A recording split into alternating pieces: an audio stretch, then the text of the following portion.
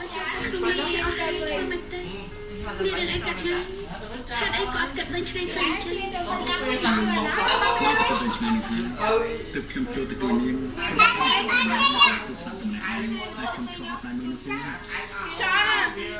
បាទពួកចឹងអត់ឆ្នៃបាទឆ្នៃវាទៅវា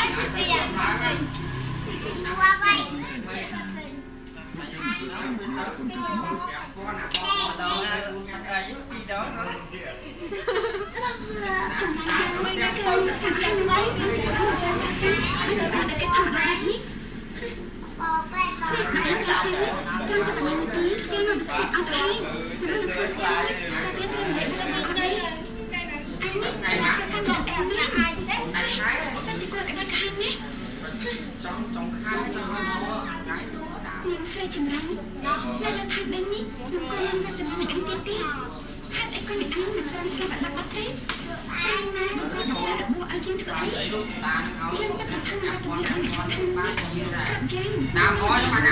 តាមហោដល់គឺបានឆ្លើយឃើញឆ្លើ